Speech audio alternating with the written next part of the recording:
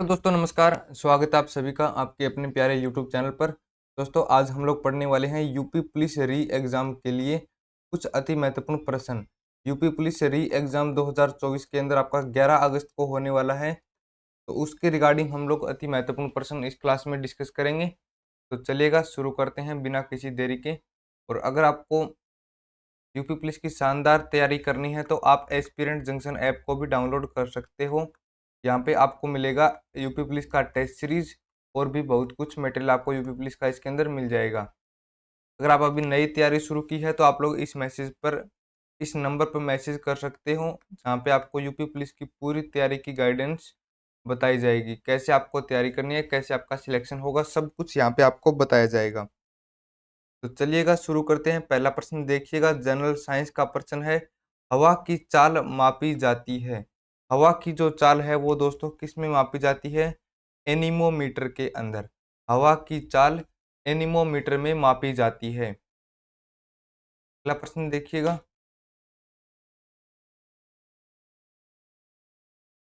अति सूक्ष्म वस्तुओं के आवर्धन के लिए किस यंत्र का उपयोग किया जाता है? अति सूक्ष्म वस्तुओं के आवर्धन के लिए किस वस्तु का उपयोग किया जाता है? तो वो होता है माइक्रोस्कोप।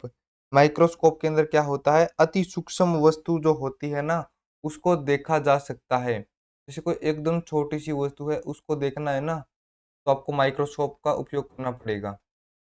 निम्न में से कौन सी राशि रिएक्टर में मापी जाती है? रिएक्टर में कौन सी वस्तु मापी जाती है? तो रिएक्टर में दोस्तों भूकंप की तीव्रता मापी जाती है। रिएक्टर किसको नापने की इकाई है? भूकंप की तीव्रता मापने की इकाई है। ये प्रश्न अति महत्वपूर्ण प्रश्न है, काफी बार रिपीट हो चुका प्रश्न है, ये काफी बार पेपर में आ चुका प्रश्न है, तो याद जरूर रखना। भूकंप तीव्रता मापने वाला यंत्र कौन सा है, बताओ। अब नापा किस में जाता है? वो इकाई तो क्या हो गई आपकी? रिएक्टर। रिएक्टर। लेकिन यंत्र कौन सा है वो बताओ। तो यंत्र आपका हो जाएगा सिस्मोग्राफ के अंदर। तो यंत्र कौन सा हो जाएगा? सिस्मोग्राफ यंत्र आपका हो जाएगा। शरीर के आंतरिक अंगों का परीक्षण किस उपकरण द्वारा किया जाता है? शरीर के आंतरिक अंगों का परीक्षण किस यंत्र के द्वारा किया जाता है? माइक्रोस्कोप में अति सूक्ष्म वस्तुओं को नापते हैं, ठीक है। एंडोस्कोप जो है ना, इसके अंदर आंतरिक अंगों का परीक्षण किया जाता है, और एंडोस्कोप का अर्थ होता है अंदर देखना। एंडोस्कोप का हिंदी में अगर आप अर्थ देखोगे तो वो हो जाएगा अंदर देखना। ईसीजी किस रोग का पता लगाने हेतु प्रयुक्त किया जाता है? नाम तो आपने कई बार सुन लिया होगा, ईसीजी। तो यह ईसीजी क्या काम आता है? कौन से रोग के लिए, कौन से अंग के रोग के लिए प्रयुक्त किया जाता है? तो ईसीजी आपके हृदय के रोग के लिए प्रयुक्त किया जाता है। हृदय की जो गति का ग्राफ होता है उसको दोस्तों कार्डियोग्राफ या फिर ईसीजी बोलते हैं। हृदय और फेफड़ों की आवाज सुनने के लिए डॉक्टर किस यंत्र का उपयोग करते हैं? तो जो डॉक्टर गले में रखते हैं ना, जो एक यंत्र रखते हैं गले में, उसको बोलते हैं स्टेथोस्कोप। क्या बोलते हैं? स्टेथोस्कोप।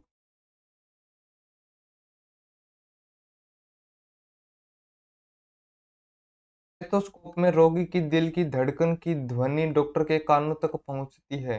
किस प्रक्रिया के द्वारा डॉक्टर के कानों तक पहुंचती है? तो ध्वनि का बहुप्रावर्तन होता है। ध्वनि का बहुप्रावर्तन होता है, उसके माध्यम से जो ध्वनि है डॉक्टर के कानों तक पहुंचती है। निम्न में से किस यंत्र के द्वारा हवा में आर्द्रता का मापन किया जाता है? यानी कि हवा में नमी का मापन। हवा में नमी का मापन किसके द्वारा किया जाता है? ये प्रश्न बताओ।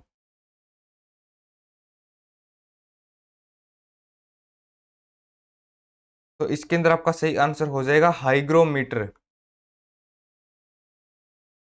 चलिएगा अगला प्रश्न देखिएगा, किसको मापने के लिए हाइग्रोमीटर का उपयोग किया जाता है?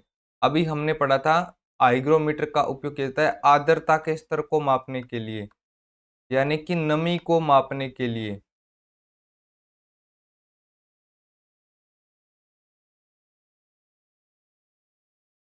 ठीक है, तो इस तरीके से इस प्रश्न का सही आंसर जाएगा नमी का मापन। कौन सा उपकरण हवा का दबाव मापने के काम आता है? हवा का दबाव कितना है ये मापने के लिए कौन सा यंत्र काम में आता है? बैरोमीटर। कौन सा यंत्र हो जाएगा? Barometer, option number C. आंधी के आने से पूर्व बैरोमीटर में पारे का स्तर, आंधी के आने से पूर्व बैरोमीटर में पारे का स्तर ऊपर जाता है कि नीचे आता है? तो बैरोमीटर में पारे का जो स्तर है वो नीचे आएगा। बैरोमीटर में पारे का स्तर नीचे आ जाएगा।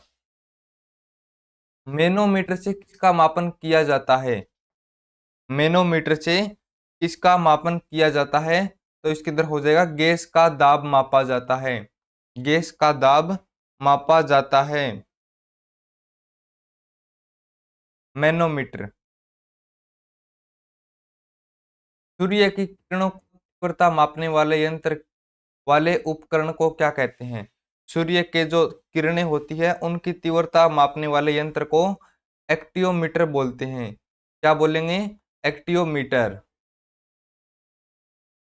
पाइरेलियोमीटर का प्रयोग किसको मापने के लिए किया जाता है? पाइरेलियोमीटर का उपयोग किसको नापने के लिए किया जाता है? तो वो हो जाएगा सौर विकिरण, यानी कि सूर्य की किरणें, सौर विकिरण। इसके अंदर हो जाएगा पाइरेलियोमीटर।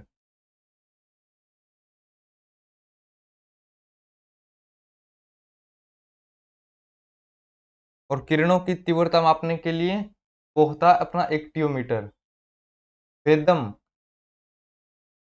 वेदम किसको मापने की इकाई है? जल की गहराई को। वेदम में जल की गहराई मापी जाती है।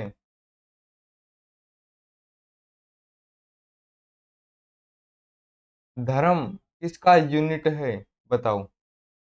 धर्म नहीं है ये, यहाँ पे हो जाएगा थर्म। थर्म किसका यूनिट है ये बताओ। तो थर्म आपका हो जाएगा उष्मा का, और इसको मापते किस में है? थर्मामीटर में।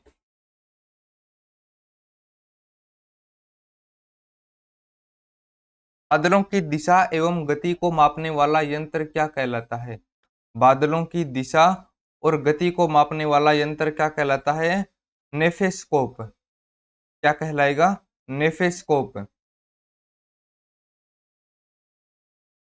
निम्नलिखित में से वह उपकरण कौन सा है जिसका प्रयोग पवन के बल एवं वेग के मापन के लिए किया जाता है?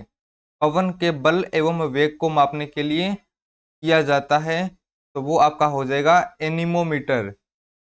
एनीमोमीटर आपका सही आंसर जाएगा।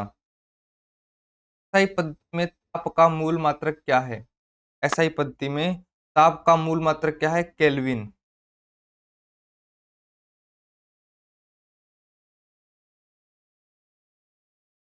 मात्रकों की अंतरराष्ट्रीय पद्धति एसआई कब से लागू हुई थी? एसआई पद्धति कब से लागू हुई थी? 1971 से। 1971 से। संवेग का एसआई मात्रक क्या है? संवेग का एसआई मात्रक क्या है?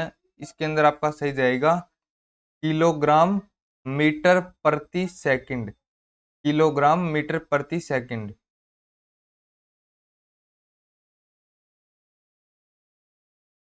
त्वरण को मापने के लिए किस इकाई का प्रयोग किया जाता है? त्वरण दोस्तों होता है मीटर प्रति सेकंड स्क्वायर। मीटर प्रति second square, option number B.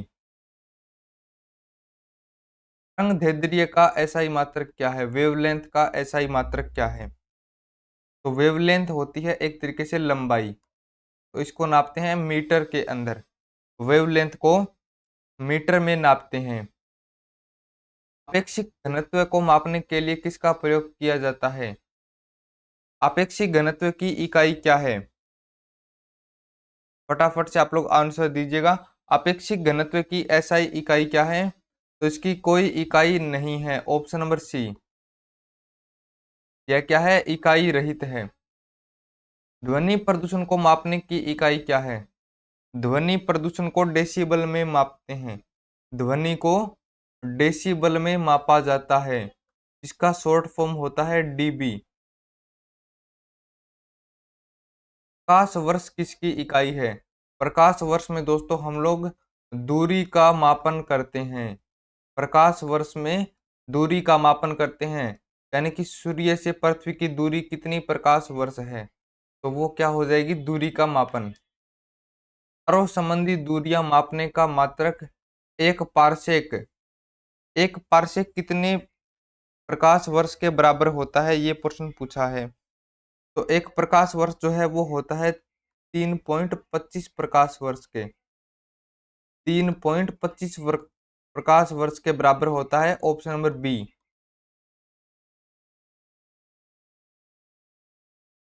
Ozone की सांद्रता को मापने वाली इकाई है। ओजोन की सांद्रता को मापने वाली इकाई है डेबसन या फिर डोबसन। ओजोन की सांद्रता को मापता है। कैलोरी दोस्तों क्या मापती है, ऊष्मा की मात्रा को मापती है। हर्ट्ज में क्या मापते हैं, आवर्ती का मात्रक है। हर्ट्ज आवर्ती का मात्रक है। और जूल कार्य या फिर ऊर्जा को मापती है। तो दोस्तों ये पढ़े थे हमने 30 महत्वपूर्ण प्रश्न। आशा करता हूँ आपको सभी प्रश्न अच्छे लगे होंगे। तो अगर आपको प्रश्न अच्छे लगे हैं तो वीडियो को लाइक कर दीजिएगा, और 84 494 98 एक नंबर पे संपर्क करके आप लोग इस क्लास की पीडीएफ प्राप्त कर सकते हो और हमारी नई क्लास से जुड़ सकते हो। मिलते हैं अगली वीडियो में, तब तक पढ़ते रहिए, मस्त रहिए।